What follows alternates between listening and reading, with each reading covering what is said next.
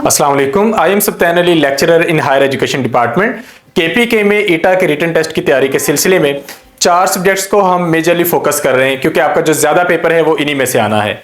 English, mathematics, general science और pedagogy. अब चूंकि जिन सब्जेक्ट्स पे एप्लीकेंट्स कम हैं उनका टेस्ट जल्दी होने जा रहा है, तो उसके मुकाबले में ऐसे सब्जेक्ट सीटें जिस तरह के पीएसटी है, सीटी है, उस पर एप्लीकेंट्स की तादाद बहुत ज्यादा है और इस वजह से उनका टेस्ट भी थोड़ा लेट है। तो इस बात को मद्देनजर रखते हुए हमने पीएसटी और सीटी के कैंडिडेट्स के लिए स्पेशली एक नए सेशन का आगाज किया है और इंशाल्लाह 1 मंथ में उनकी कंप्लीट तैयारी करवा दी जाएगी।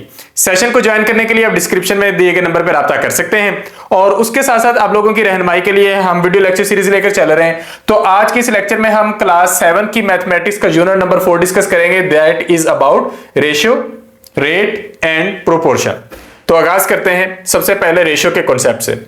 आपने क्लास 6 में ये रेट और रेशियो का कॉन्सेप्ट देखा था कि ये क्या होता है। तो रेट क्या है? रेट एक्चुअली रेशियो ही है।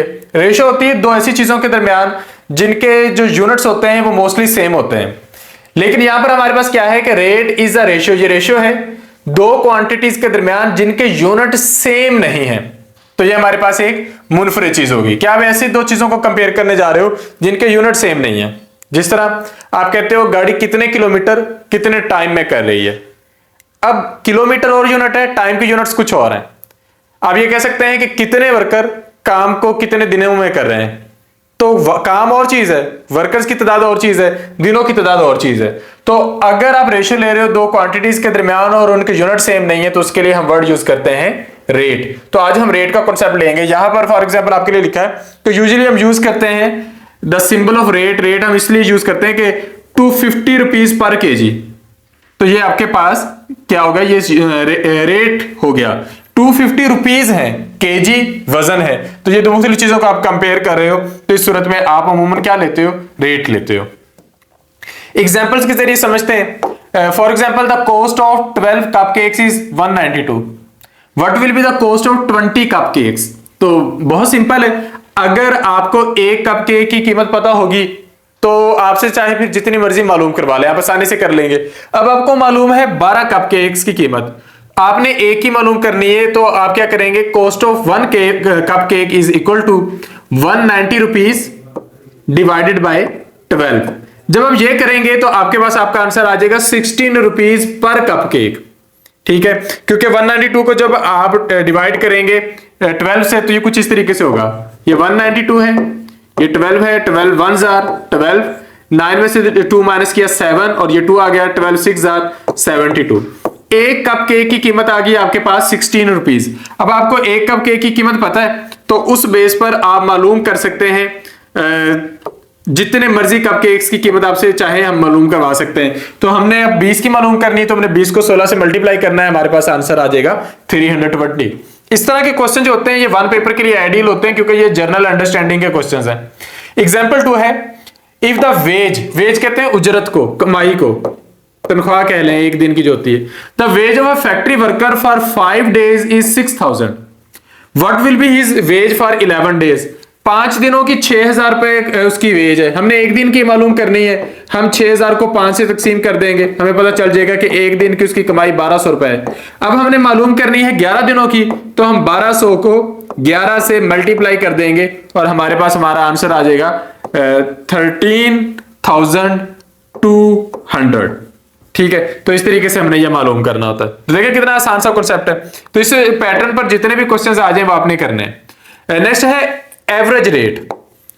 एवरेज रेट का मतलब ये होता है कि अगर आपके पास काफी सारे रेट्स हैं, आप उनकी एवरेज निकाल लें। तो एवरेज आप हमेशा एक ही तरीके से निकालते हो कि सारी वैल्यूज को जमा करके नंबर ऑफ वैल्यूज से डिवाइड कर देते हो।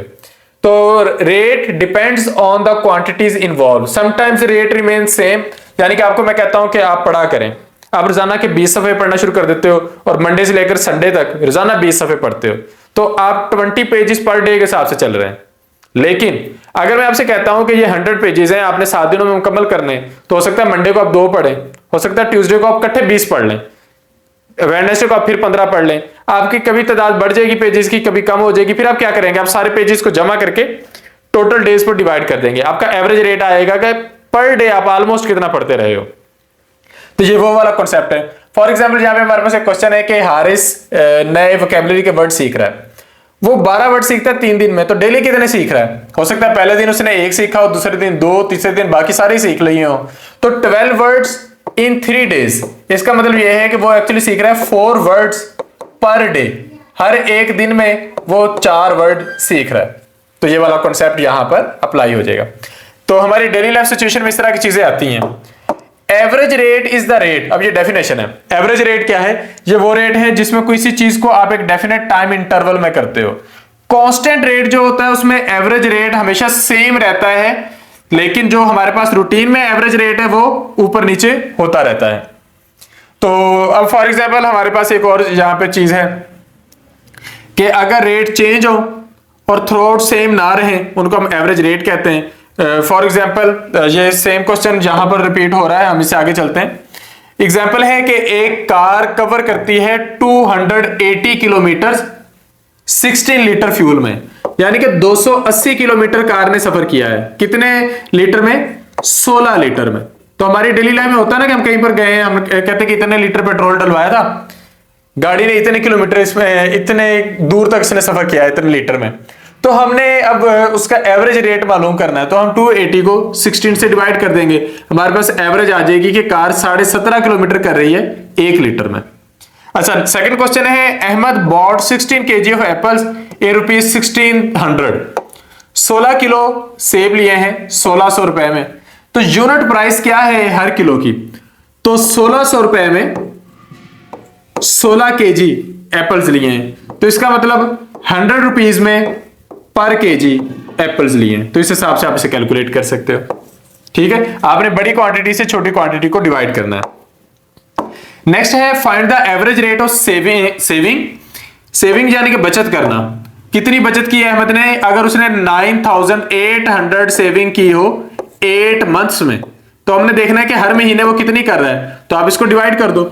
आप 9800 को जब आप 8 से डिवाइड करोगे, 8 1 जार 8, ये 1 रिमेनिंग होगा 18 हो जाएगा, 8 2 जार 16, 2 रिमेनिंग हो जाएगा, 8 2 जार 16, 4 रिमेनिंग हो जाएगा, 8 5 जार 40।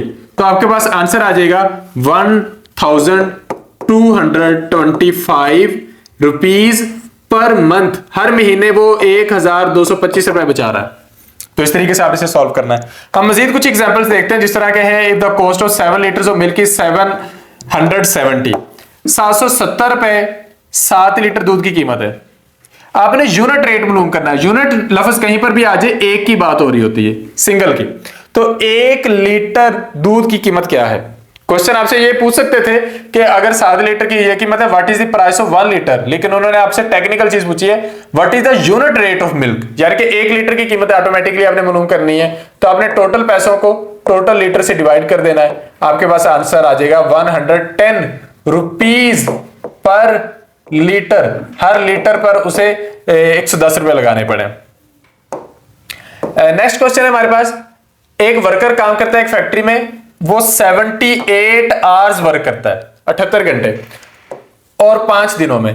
तो वो डेली कितना काम करता रहा है? आपने 78 को 5 से डिवाइड करना।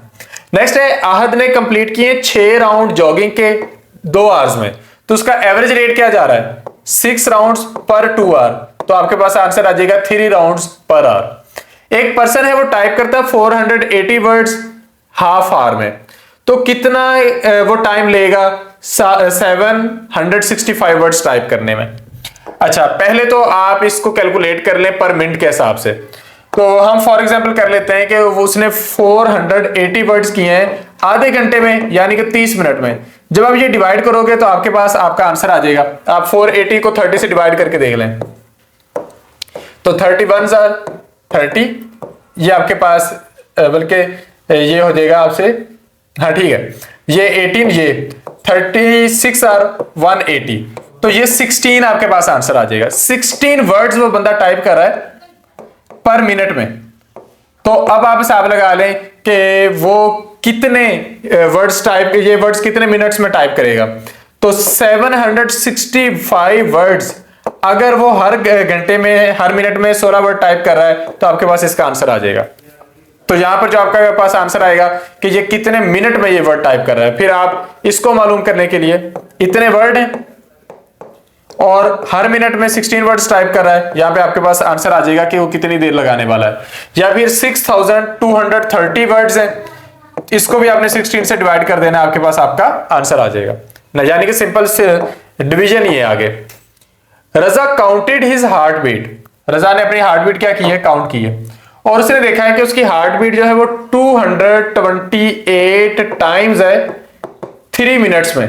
तो आप देखें कि उसकी एवरेज हार्ट बीट क्या है, तो 228 को जब आप 3 से डिवाइड करोगे आपके पास आपका आंसर आ जाएगा, जो क्या आएगा 76 टाइम्स पर मिनट।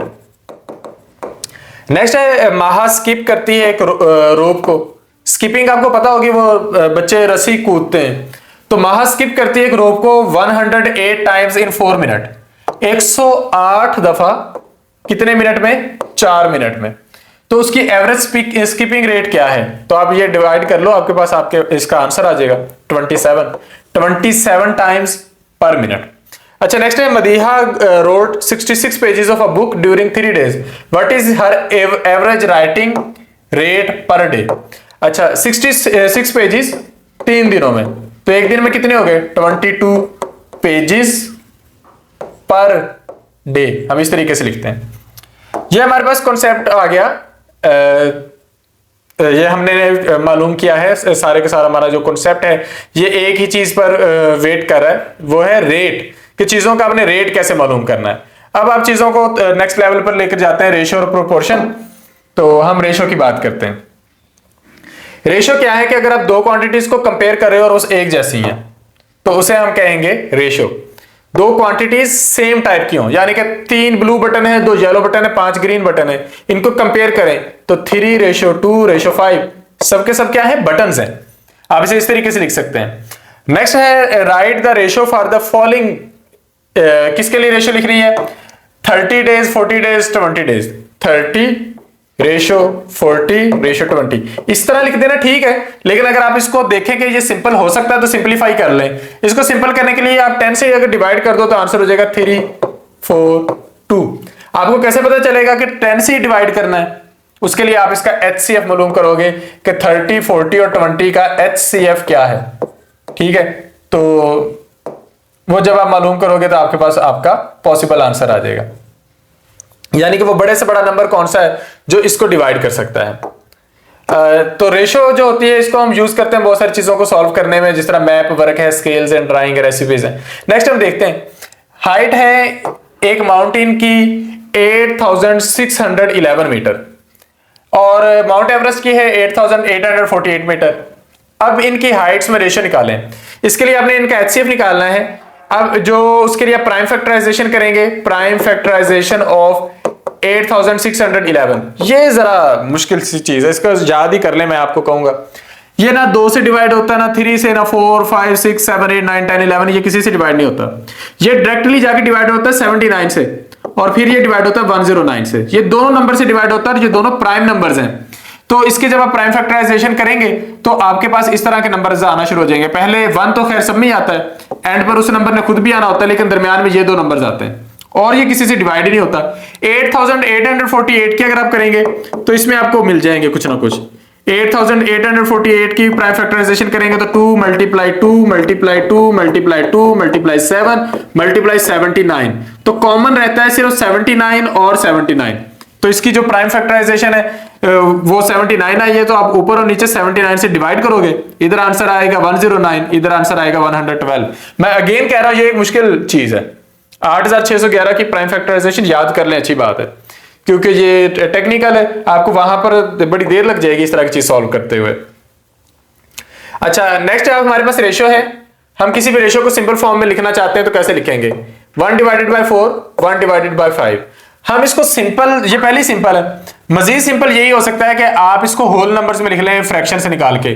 तो होल नंबर बनाने के लिए हम इसे क्या करते हैं, हम इसे दोनों साइडों पर इनके एलसीएम से मल्टीप्लाई कर देते हैं। तो 4 और 5 का एलसीएम क्या है, एलसीएम इस तरीके से निकालते हैं, वो प्राइम फैक्टराइजेशन से एचसीएफ निकालते हैं। तो एलसीएम निकालने के लिए 2 2s are 4, ये डिवाइड नहीं हुआ, इसको वैसे का वैसे लिख लेंगे। 2 1s are 2, ये डिवाइड नहीं हुआ, इसको वैसे का वैसे लिख लेंगे। अब ये आगे 2 से डिवाइड नहीं होते, 3 से भी नहीं होते, 5 से हो जाएंगे, 5 1s are 5। तो इसका आपके पास एलसीएम क्या आता है? एलसीएम आता है 2 मल्टीप्लाई 5 यानी कि 20। तो हम इधर भी 20 से मल्टीप्लाई कर देंगे, इधर भी 20 से मल्टीप्लाई कर देंगे। तो जब आप दोनों साइडों पे 20 से मल्टीप्लाई करेंगे तो ये रह जाएगा 5, यानी कि 1 डिवाइडेड बाय 4 की जगह क्या आ जाएगा? 5, और 1 डिवाइडेड बाय 5 की जगह क्या आ जाएगा? 4। तो इसको सिंपल हम इस तरीके से लिख सकते हैं 5:4। नेक्स्ट क्वेश्चन करके देखते हैं। आयशा कवर करती है 2 किलोमीटर का डिस्टेंस अपने घर से लेकर ऑफिस तक, और सादिया कवर करती है 800 मीटर डिस्टेंस अपने घर से ऑफिस तक। तो हमने देखना है कि उनके डिस्टेंस में क्या रेशियो निकल सकती है। तो एक का है 2 किलोमीटर, एक का है 800 मीटर।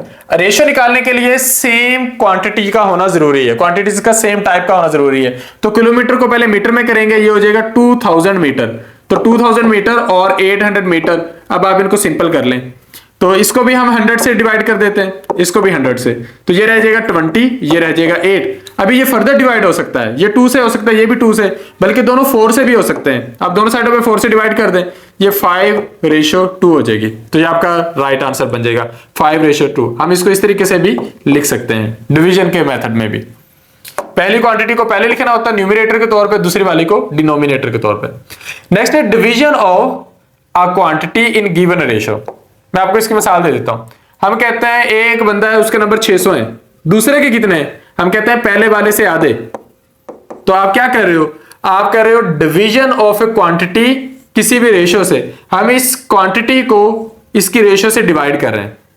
या फिर हम कह सकते हैं कि एक बंदे को आमदन हुई है किसी कारोबार में 8000 रुपए, और आपको उसमें हिस्सा कितना बनता है? 3/4।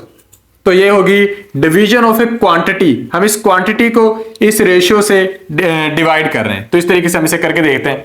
तो उसके लिए ये सिंपल मल्टीप्लिकेशन चल जाती है। वर्डिंग डिवीजन की यूज हो रही है, लेकिन सिंपल मल्टीप्लिकेशन है। हम एक्सप्लेन कर लेते हैं। फॉर एग्जांपल यहाँ पे हमारे पास क्वेश्चन है, ये ठीक है। क्वेश्चन है कि Nida had 72 centimetre long ribbon. Nida के पास एक 72 सेंटीमीटर लॉन्ग रिबन है। वो यूज करती है 27 सेंटीमीटर रिबन को किसी बॉक्सेस को डेकोरेट करने में। तो रेशियो निकालें। पहले तो हम ये देखेंगे कि 72 सेंटीमीटर पहले रिबन था, अब उसका 27 सेंटीमीटर कम हो गया है। तो 27 सेंटीमीटर कम होने के बाद न्यू जो लेंथ है वो 45 सेंटीमीटर है। तो अब आपने रेशियो निकालनी है 72 डिवाइड रेशियो 45। अब आप देखना चाहते हो कि रिबन कितना कम हुआ है, आप इसको सिंपल कर लो। सिंपल करने के लिए दोनों साइडों पे 3 से डिवाइड करते हैं। ये हो जाएगा 24, ये हो जाएगा 15। ये फिर 3 से डिवाइड होता है, ये रह जाएगा 8, ये रह जाएगा 5। तो ये कितना कम हुआ है? 8:5, यानी कि 8 डिवाइडेड बाय 5। तो ये उस हिसाब से कम हुआ है। तो इस तरीके से हम इनको कंपेयर कर सकते हैं। हम कह सकते हैं कि ये 72 जो है 45 से 8 डिवाइडेड बाय 5 टाइम्स ज्यादा है, या फिर हम कह सकते हैं जो 45 है वो 78 से 5 डिवाइडेड बाय 8 रेट पर कम है। तो दोनों तरीकों से इसको सॉल्व किया जा सकता है। नेक्स्ट है एक चॉकलेट फैक्ट्री है। वो प्लान करती है कि हमने अपनी चॉकलेट की जो प्रोडक्शन है उसको बढ़ाना है, या फिर हमने चॉकलेट का वजन बढ़ाना है। और कितना बढ़ाना है? 5:4 के हिसाब से, कि अगर पहले 4 रेशियो पर उसका वजन है तो 5 रेशियो पे करना है। तो पहला अगर वजन आपके पास 84 ग्राम है तो नया कितना होगा? नया होगा 5/4 ऑफ 84 ग्राम। अब इससे आगे आप इसे सॉल्व करके देख सकते हैं। 4 को इससे डिवाइड करेंगे तो 21 आएगा, 21 को 5 से मल्टीप्लाई करेंगे 104 ग्राम आ जाएगा। ठीक है, तो इस तरीके से आप चीजों को सॉल्व कर सकते हैं। यहां पर आप देख सकते हैं 105 ग्राम जो है इसका वजन है। ये मेरे पास यहाँ पे ब्लड है तो हम कुछ एग्जांपल्स को स्किप करके आगे जा रहे हैं जो कि ज्यादा ब्लरिंग में है। तो एग्जांपल सेम टू सेम है, आप इनको छोड़ देंगे। आगे इसकी एक्सरसाइज आ गई। एक्सरसाइज में पहले तो इंक्रीज और डिक्रीज वाले कुछ सवाल हैं। मैं इनमें से 1-2 सवाल आप लोगों के लिए कर देता हूं। जिस तरह है 126 आवर्स को हमने देखना है कि इंक्रीज हुए या डिक्रीज हुए। रेशियो क्या है? 7:3, यानी कि 7 डिवाइडेड बाय 3 मल्टीप्लाई 126 आवर। आपने किसी भी चीज को देखना है वो बढ़ रही है या कम हो रही है। डेफिनेटली ये बढ़ने जा रहे हैं। या फिर हम कहते हैं कि 428 को अब हमने नई रेशियो में देखना है 3:4, यानी कि 3/4 मल्टीप्लाई 428। तो इस तरीके से आप इनको सिंपली सॉल्व करके देख लेंगे। तो इससे हमें आइडिया हो जाता है कि ये क्वांटिटीज बढ़ रही हैं या कम हो रही हैं। ये कॉन्सेप्ट था हमारे पास रेशियो का। अब नेक्स्ट हम कॉन्सेप्ट देखते हैं। नेक्स्ट हमारे पास कॉन्सेप्ट है प्रोपोर्शन, यानी कि तनासुब। उर्दू में तनासुब कहते हैं, रेशियो की निस्बत कहते हैं।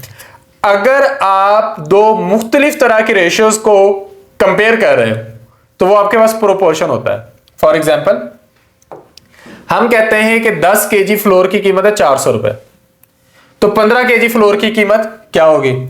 तो एक हमारे पास है फ्लोर का वजन, वो बड़ा है, फिर उसकी कीमत है वो भी बड़ी है, तो हमने क्या रेशियो चेक करनी है कि रेशियो क्या है। तो ये हमारे पास रेशियो बराबर होगी। तो equality of two ratios is known as proportion. इसे अच्छे से याद कर लें, equality of two ratios is called proportion. कि जितना वजन बढ़ा है उतनी कीमत बढ़ गई। हम कहते हैं कि 5 लोग डेली 10 बॉक्सेस बना रहे हैं, तो 8 लोग कितने बनाएंगे? 8 लोग 16 बनाएंगे। आपने लोग बढ़ा दिए, बॉक्सेस बढ़ गए। तो इस तरह की जो कॉन्सेप्ट होता है इसे हम कहते हैं इक्वलिटी ऑफ टू रेशियोज। कि जितना आप एक क्वांटिटी को बढ़ाते हो दूसरी भी एग्जैक्टली उतनी ही बढ़ती है। प्रोपोर्शन को हम किस सिंबल से शो करते हैं? इसके लिए हम डबल कोलन यूज करते हैं, यानी कि ये एक कोलन है, ये दूसरा कोलन है, तो डबल कोलन से हम इसे शो करते हैं, या फिर हम इक्वल के साइन से इसे शो करते हैं। यहां पर आप लोगों के लिए एक इंपॉर्टेंट एमसीक्यू है कि यकूब इब्ने इसहाक अल-किंदी 801 में पैदा हुए, 873 में डेथ हुई। ये मुस्लिम मैथमेटिशियन थे। इनका काम था अरिथमेटिक्स पे, यही हिसाब किताब जो हम जनरली कर रहे हैं, रिलेटिव क्वांटिटीज पर और प्रोपोर्शन पर। तो क्वेश्चन आ सकता है, which Arab scientist is famous for his work on relative quantities and proportion? तो ऑप्शंस उस हिसाब से आ जाएंगे। तो सही आंसर होगा यकूब इब्ने इसहाक अल-किंदी। या फिर आपसे यह पूछा जा सकता है कि वो किस तरह के साइंटिस्ट थे? अरब थे, ईरानी थे, रोमन थे, ग्रीक थे? तो आपने वो कर लेना। तो अब हम क्वेश्चंस करके देखते हैं। कहते हैं किसी भी प्रोपोर्शन में 4 क्वांटिटीज होती हैं, हम उनको ABCD कह सकते हैं। जो क्वांटिटीज दरमियान में आएंगी उन्हें आप मीन्स कहेंगे, जो साइडों पे होगी उन्हें हम एक्सट्रीम्स कहेंगे। यानी कि क्वांटिटी नंबर 1 और क्वांटिटी नंबर 4 को आप एक्सट्रीम्स कहोगे, और क्वांटिटी नंबर 2 और क्वांटिटी नंबर 3 को आप मीन्स का नाम देंगे। तो ये बात आपने याद कर लेनी है, ठीक है। ये MCQ के पॉइंट ऑफ व्यू से ये वाली चीजें होती हैं जो करने के लायक होती हैं। नेक्स्ट है हमारे पास cross product rule. Cross product rule क्या होता है? इसे भी आप MCQ के लिए याद कर लें कि product of means is equal to product of extremes. मैं आपकी आसानी के लिए लिख देता हूं कि अगर आपने इस तरह लिख रखना है A/B, उसका प्रोपोर्शन है C/D के साथ। तो एक्सट्रीम्स है A और D और मीन्स है B और C। तो वो क्रॉस प्रोडक्ट रूल कहता है कि B multiply C is equal to A multiply D, कि जो मीन्स का प्रोडक्ट है वो इक्वल है एक्सट्रीम्स के प्रोडक्ट के। अब इसकी एक एग्जांपल करते हैं। कहते हैं कि इफ 4/5 एंड 8/10 आर 2 रेशियोज, हमारे पास 2 रेशियो है, तो इनका प्रोपोर्शन कैसे मालूम करेंगे? तो आप लिखोगे 4/5 प्रोपोर्शन है 8/10। अब आपने करना क्या है?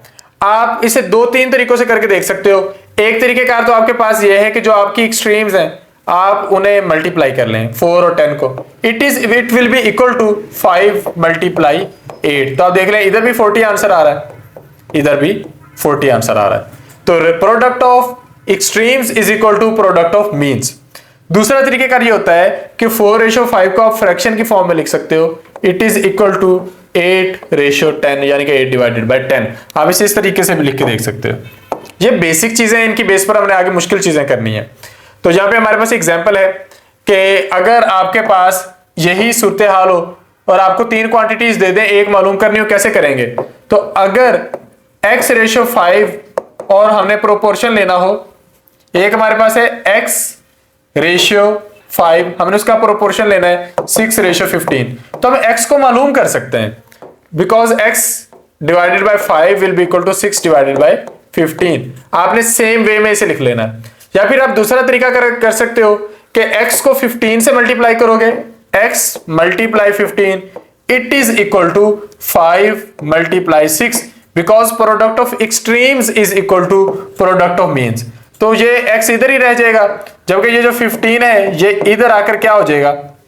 15 इधर आके डिवाइड हो जाएगा। तो हम 15 को इधर लाके डिवाइड कर लेते हैं, तो ये हो जाएगा 5 मल्टीप्लाई 6 डिवाइडेड बाय 15। नेक्स्ट आपने इसे सॉल्व करना है, आपके पास आंसर आ जाना 2। तो X की जो क्वांटिटी है वो है 2। एग्जाम्पल नंबर 3 है find the fourth proportion of 2, 4 and 6।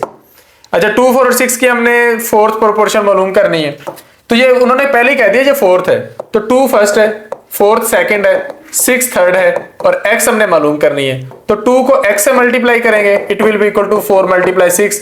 अब आप x को इधर ही रहने दो, 2 को दूसरी साइड पे ले जाओ, डिवाइड हो जाएगा, 2 2s are 4, 2 को 6 से मल्टीप्लाई करेंगे, आपके पास आंसर आ जाएगा 12। नेक्स्ट है, आपको प्रोपोर्शन हमेशा ये सिंपल वाली नहीं मिलेंगी, डायरेक्ट वाली हमेशा नहीं मिलेंगी, समटाइम्स ऑपोजिट भी मिलेगी।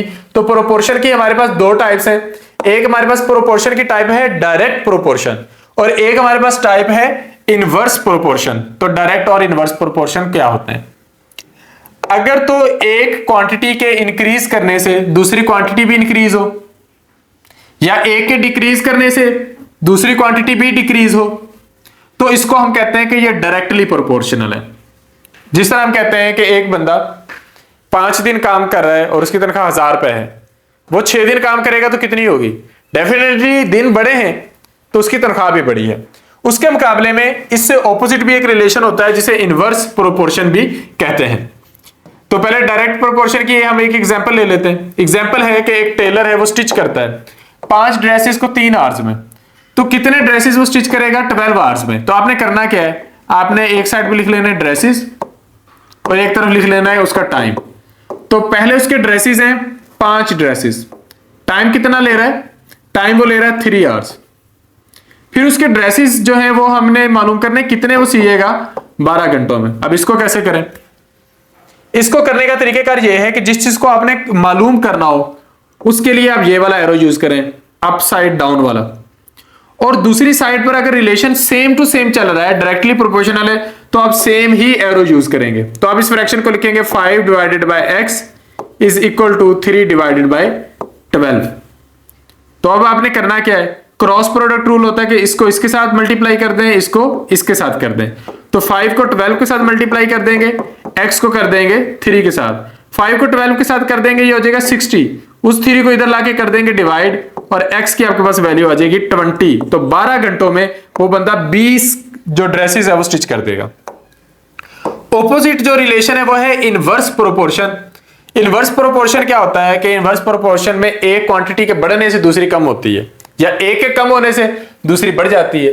तो if there is increase in one quantity the other quantity decreases, और अगर डिक्रीज है एक क्वांटिटी में तो अदर क्वांटिटी इंक्रीजेस। तो इसको हम इनवर्स प्रोपोर्शनल कहते हैं। तो ये फॉर एग्जांपल हम कहते हैं गाड़ी की स्पीड आप बढ़ाते हो तो आपको थोड़ा टाइम लगेगा, स्पीड कम करते हो ज्यादा टाइम लगता है। इसी तरह एक एयर कंडीशनर का जो थर्मोस्टेट होता है वो इनवर्सली प्रोपोर्शनल होता है कूलिंग के। तो ये इस हिसाब से आपने कॉन्सेप्ट करना है। एग्जांपल लेते हैं ना, पहली एग्जांपल है 5 वर्कर हैं, वो एक वॉल बनाते हैं 6 घंटों में। तो वर्कर है और उनका लिया गया टाइम है। तो वर्कर और टाइम में पहला जो रिलेशन है वो है 5 वर्कर 6 घंटे। दूसरा हमने देखना है कि कितना टाइम वो और लेंगे अगर वर्कर्स जो है वो 3 हो गए, तो फिर क्या रिलेशन बनेगा। अब जो अननोन है उसको तो आपने एरो यही अपसाइड डाउन की तरफ ही लगाना है, ठीक है। ये मैं आपकी आसानी के लिए कह रहा हूं, आप इसे ऊपर की तरफ भी लगा देते हो, लेकिन मैं आपको कह रहा हूं कि आप इसे नीचे लगा लें। और जो दूसरा रिलेशन है, अगर वो दूसरा रिलेशन उलट है तो उसका एरो ऊपर लगा लेंगे, या फिर दूसरे अल्फाज में अगर आप इसका एरो ऊपर लगाएंगे तो उसका नीचे लगाएंगे। एरोस लगाते हुए ध्यान रखना है। उसके बाद आपने लिखना है कैसे, आपने लिखना है एरो की डायरेक्शन में। तो इसकी डायरेक्शन है नीचे से ऊपर, तो हम लिखेंगे 3 डिवाइडेड बाय 5। इसकी डायरेक्शन है ऊपर से नीचे, तो हम लिखेंगे 6 डिवाइडेड बाय x। अब आप क्रॉस प्रोडक्ट रूल के मुताबिक इनको आपस में क्रॉस कर दें, इनको आपस में क्रॉस मल्टीप्लाई कर दें। 3 multiply x will be equal to 6 multiply 5। तो ये 3x हो जाएगा बराबर 30, ठीक है। आप 3 को उधर ले जाओगे, इधर मल्टीप्लाई हो रहा है, उधर डिवाइड कर दोगे, तो ये आपके पास आंसर आ जाएगा 10। तो 10 आवर्स लगेंगे 3 वर्कर्स को सेम काम कंप्लीट करने में। ये देखें यहां पे हमारे पास इसका आंसर आ रहा है 10 आवर्स।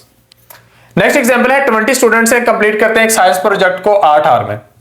तो स्टूडेंट्स 20 हैं, जो टाइम उन्हें लग रहा है 20 स्टूडेंट्स को वो 8 आवर्स लग रहा है। तो कितने स्टूडेंट्स रिक्वायर्ड हैं इसी प्रोजेक्ट को 5 घंटों में मुकम्मल करने के लिए? तो अब आपने मालूम करना है। चले मैं इसके साथ अपनी मर्जी का कोई भी एरो लगा देता हूं, मैंने इसे ऊपर लगा दिया। तो मैंने अब दूसरे का इसके साथ रिलेशन देखना है। अगर तो डायरेक्ट रिलेशन हुआ तो एरो सेम टू सेम आएगा, वरना इनवर्स एरो आएगा। तो इसका एरो मैंने ऊपर लगा दिया है, ज्यादा स्टूडेंट थोड़ा टाइम या ज्यादा टाइम। अगर मैं टाइम को कम कर देता हूं तो मुझे स्टूडेंट ज्यादा लगाने पड़ेंगे, ये उलट रिलेशन हो जाएगा, इनवर्स। तो अब मैंने इसे एरोस की डायरेक्शन में लिख लेना है, x divided by 20 is equal to 8 divided by 5। 20 को दूसरी साइड पे ले जाएंगे, इधर डिवाइड हो रहा है उधर जाके मल्टीप्लाई कर देंगे। 5 4s are 20, 4 को 8 से मल्टीप्लाई करेंगे, आंसर हो जाएगा 32। तो 8 घंटे का काम को जब आप 5 घंटों में मुकम्मल करने लगोगे तो आपको जो टोटल स्टूडेंट चाहिए वो 32 चाहिए। नेक्स्ट है find the value of x in the following. इस तरह का क्वेश्चन आ सकता है। तो क्वेश्चन है x divided by 21 it is equal to 4 divided by 7। आपने इसे किस तरीके से सॉल्व करना है, हम इसे व्हाइट बोर्ड पे करके देखते हैं। x डिवाइडेड बाय 21 और 4 डिवाइडेड बाय 7, तो ये हमारे पास पहले इस तरह से लिखा जाएगा। फिर आपने x मालूम करना है, इसे इधर रहने दें, बाकी क्वांटिटीज को दूसरी साइड पे ले जाएं। 21 इधर डिवाइड हो रहा है, इधर आके मल्टीप्लाई हो जाएगा इक्वल के साइन की दूसरी तरफ जाके। 7 को इससे डिवाइड करेंगे, 21 को 7 से, 3 आंसर आएगा, 3 4s are 12। तो x की वैल्यू आपके पास क्या आ गई, 12 आ गई। अच्छा, ये हमारे पास एक क्वेश्चन हो गया। नेक्स्ट क्वेश्चन देख लेते हैं। 1 divided by x is equal to 2 divided by 3। 1 divided by x is equal to 2 divided by 3। या तो वो जिस तरह मैं समझा रहा हूं उस तरीके से कर लें, या फिर क्रॉस कर लें। क्रॉस प्रोडक्ट रूल के मुताबिक 1 को 3 के साथ मल्टीप्लाई करेंगे, x को 2 के साथ मल्टीप्लाई करेंगे। अब जिसको आपने मालूम करना है उसको इधर ही रहने दो, दूसरे को दूसरी साइड पे ले जाओ। ये 1 मल्टीप्लाई 3 डिवाइडेड बाय 2 हो जाएगा। 3 1s are 3 डिवाइडेड बाय 2, ये आपके पास x का आंसर आ जाएगा। ये फ्रैक्शन में आंसर है, डेसिमल में लिखना चाहेंगे तो 3 को 2 से डिवाइड कर देंगे। जब 3 को 2 से डिवाइड करेंगे 2 1s are 2, 1 आ जाएगा, 1 तो नहीं हो सकता, पॉइंट लगाएंगे 0 आ जाएगा, 2 5s are 10, आपका आंसर आ जाएगा 1.5। नेक्स्ट हमारे पास क्वेश्चन है, यहां पे ये x की वैल्यूज फाइंड आउट करने के अलावा अब नेक्स्ट क्वेश्चन आ रहे हैं। तो नेक्स्ट हमारे पास जो क्वेश्चन होगा वो प्रॉपरली स्टेटमेंट वाला क्वेश्चन होगा। तो ये हम नेक्स्ट स्टेटमेंट वाले क्वेश्चन की तरफ जाते हैं। यहां पे ये हम आ गए। What is the fourth proportion of 3 9 and 7। 3 9 और 7 की फोर्थ प्रोपोर्शन कौन सी है? 3 तो आपको दे दी उन्होंने, चौथी आपने मालूम करनी है। तो 3:9 प्रोपोर्शन के बाद 7:x। तो एक्सट्रीम्स को आपस में मल्टीप्लाई कर दें, मीन्स को आपस में मल्टीप्लाई कर दें। अब x को इधर रहने दें, 3 को दूसरी साइड पे ले जाएं, 9 multiply 7 divided by 3। 3 3s are 9, 3 को 7 से मल्टीप्लाई करेंगे, आपके पास x की वैल्यू आ गई 21। नेक्स्ट है बिनिश reads 25 pages of a story book in 40 minutes. How many pages will she read in 60 minutes. तो आप वो बना लें कि पेजेस और दूसरी साइड पे मिनट्स यानी कि टाइम। तो 25 पेजेस 40 मिनट्स, तो रेशो होगी 25:40। फिर आप मालूम करना चाहते हो कितने पेजेस 60 मिनट्स में। देखें, थोड़ा टाइम थोड़े पेजेस, ज्यादा टाइम ज्यादा पेजेस, डायरेक्ट रिलेशन है। आप इसका एरो ऊपर लगाते हो, इसका एरो ऊपर लगाते हो, सेम टू सेम हो गए। अब इसके बाद आपने सिंपली इसको सॉल्व भी करना है। तो x डिवाइडेड बाय 25, आपने रेशियो की डायरेक्शन में लिखना होता है। एरो जो है यहां से शुरू हो रहा है, आपने एरो की डायरेक्शन में लिखना है। x पहले लिखेंगे, 25 को बाद में, इधर भी 60 को पहले लिखेंगे, 45 को बाद में, और अब आप इनको क्रॉस मल्टीप्लाई कर सकते हैं। नेक्स्ट क्वेश्चन है 7 बैट यानी कि 7 चमगादड़ है, उनकी कीमत है, या 7 चमगादड़ कह लें या 7 बैट क्रिकेट वाले कह लें, उनकी कीमत है 5,500 रुपए। What amount will 3 bats to bought at. 3 bats की जो कीमत है वो क्या होगी।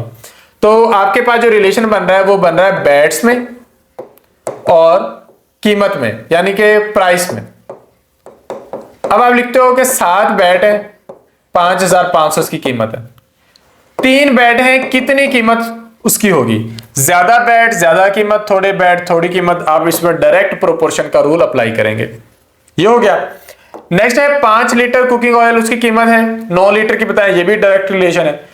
नेक्स्ट है 8 आदमी 18 चेयर्स बनाते हैं 9 दिनों में, तो कितने आदमी 27 चेयर्स बनाएंगे सेम डेज में। यानी कि आपके पास नंबर ऑफ डेज सेम है, आपने उसको कर देना इग्नोर, क्योंकि अब वो सेम टू सेम है, उसमें तो कोई वेरिएशन नहीं है। वेरिएशन है आदमियों में और चेयर्स में, तो मेन रेशो चेयर, मेन है आपके पास 8, चेयर्स बन रही है 18।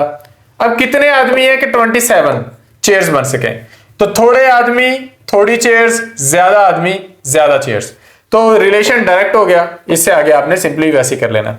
नेक्स्ट है एक मोटर बाइक है, उसे 2 लीटर फ्यूल चाहिए 100 किलोमीटर करने के लिए, कितने लीटर फ्यूल चाहिए 50 किलोमीटर करने के लिए, अगेन डायरेक्ट रिलेशन है। 36 अर्थक्वेक विक्टिम्स हैं कैंप में, फूड है 20 दिन की, अगर 12 आदमी और आ जाए कितने दिनों की फूड होगी। अब ये एक डिफरेंट सा क्वेश्चन है, 36 लोग 20 दिन की खुराक, 12 और आ गए तो हमने देखना है कितने दिनों की खुराक है। तो एक तरफ हमारे पास फूड है, या हम कह लें फूड नहीं, हमारे पास मेन है, आदमी है, और दूसरी तरफ फूड है, और फूड है दिनों के हिसाब से, किलोग्राम्स के हिसाब से नहीं है। तो पहले हमारे पास 36 दिन है, आदमी है, और खुराक है हमारे पास कितने दिनों की इन्होंने कही थी, यहां पर आ जाएगा जी, 36 लोगों के लिए 20 दिन की खुराक है। तो हम इधर वापस चलते हैं, 36 लोगों के लिए 20 दिन की खुराक है। बाद में वो ये नहीं कह रहे कि 12 लोगों के लिए कितनी है, वो कह रहे हैं 12 और आ गए, तो आपके पास 48 लोग हो गए। अब आपने देखना कितने दिनों की खुराक है, तो थोड़े लोग ज्यादा दिनों की खुराक, ज्यादा लोग थोड़े दिनों की खुराक, क्योंकि ज्यादा लोगों के आने से वो खुराक थोड़े दिनों में खत्म हो जाएगी। अब ये वाला रिलेशन डायरेक्ट नहीं, ये इनवर्स है। तो अगर अननोन का एरो मैं ऊपर लगा रहा हूं, तो जिसे मैंने जानता हूं उसका एरो मैं नीचे लगाऊंगा। अब आप इन्हें लिख लें, ये लिखी जाएगी ऊपर से नीचे की डायरेक्शन में, ये लिखी जाएगी नीचे से ऊपर की डायरेक्शन में। अब आपने नेक्स्ट क्या करना है, आपने ये 20 को दूसरी साइड पे ले जाना है, इधर वो डिवाइड हो रहा है, उधर जाके वो मल्टीप्लाई हो जाएगा, 336 मल्टीप्लाई 20 डिवाइडेड बाय 48। अब आप इन्हें डिवाइड कर लें, ये आपके पास आ रहा है 2 18s are 36, ये 3 16s are 48। 2 को ऊपर 20 से मल्टीप्लाई कर देंगे, 40 डिवाइडेड बाय 3। अब आप इसे सिंपली डिवाइड कर लें, आपके पास आंसर आ जाएगा 13.3।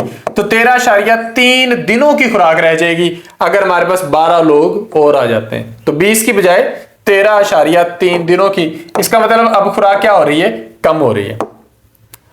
तो ये इस तरीके से आप डायरेक्ट और इनवर्स दोनों तरह के प्रोपोर्शन कर सकते हैं। तो समरी में हमारे पास एचसीएफ और एलसीएम की अगेंस्ट से डेफिनेशन है, रेट और एवरेज रेट की बात है, रेशियो और प्रोपोर्शन की बात है। अब हम कुछ एमसीक्यूज को प्रैक्टिस के तौर पे करके देख सकते हैं कि dash is the comparison of 2 और मोर क्वांटिटीज। अगर आप 2 या 2 से ज्यादा क्वांटिटीज को कंपेयर कर रहे हैं, आप क्या कर रहे हैं, आप उनकी रेशियो निकाल रहे हैं। अगर वो रेशियो जो है 2 रेशियोज का आप ताल्लुक मालूम कर रहे हो तो उसे क्या कहेंगे, तो उसे हम कहेंगे proportion. Equality of 2 ratios is called proportion. मैं कहता हूं A ratio B is equal to C ratio D, तो इसे हम क्या कहते हैं, ये हमारे पास इक्वालिटी है। हम इसे लिखते हैं A divided by B is equal to C divided by D। तो ये आपके पास इक्वालिटी है। Equality of 2 ratios is known as proportion. एक क्लास में 20 बॉयज हैं 15 गर्ल्स हैं, वो किस रेशियो में है, तो 20 की रेशियो आपने लेनी है 15 से, 20 रेशियो 15। अब इन्हें जरा सिंपल कर लें, सिंपल करने के लिए देख लें ये किससे डिवाइड होता है, ये भी 5 से डिवाइड हो सकता है, ये भी 5 से, तो 4 रेशियो 3 हमारे पास ये इसका आंसर है।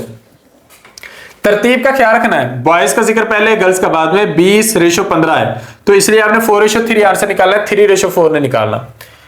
2 quantities will be directly proportional. 2 quantities को हम कहेंगे कि वो डायरेक्टली प्रोपोर्शनल हैं अगर एक के डिक्रीज होने से दूसरी डिक्रीज हो जाए, एक के इंक्रीज होने से दूसरी इंक्रीज हो जाए। नेक्स्ट है रेशियो निकालना है 12 रेशियो 4, ये किसके इक्विवेलेंट है, तो 12 रेशियो 4 यानी कि 12 डिवाइडेड बाय 4। अगली फ्रैक्शन इसके इक्विवेलेंट तब होगी अगर हम ऊपर और नीचे सेम नंबर से डिवाइड करें। वैसे तो हम ऊपर और नीचे 4 से भी डिवाइड कर सकते हैं, तो उससे हमारे पास आंसर आएगा, इसको 4 से डिवाइड करेंगे 3, इसको 4 से डिवाइड करेंगे 1, 3 रेशियो 1। तो ऑप्शंस में कहीं 3 रेशियो 1 है, नहीं है, तो इन्होंने इसे 4 से डिवाइड नहीं किया, इन्होंने 12 रेशियो 4 को डिवाइड किया है दोनों साइडों पे 2 से, तो वो ये रेशियो बन के 6 रेशियो 2। देखें ये कहीं पर है, ये रहा आपका राइट आंसर। तो यहां पर हमारे पास एक इंपॉर्टेंट चैप्टर कंप्लीट होता है, that is about ratio and proportion. इसमें एवरेज का कॉन्सेप्ट था, प्रोपोर्शंस की टाइप्स थी। उम्मीद है आपको सारी बात समझ में आई होगी। फिर भी अगर आप लोगों का कोई क्वेश्चन हो तो आप डिस्क्रिप्शन में या कमेंट्स में एक्चुअली हमसे पूछ सकते हैं। थैंक यू, अल्लाह हाफिज़।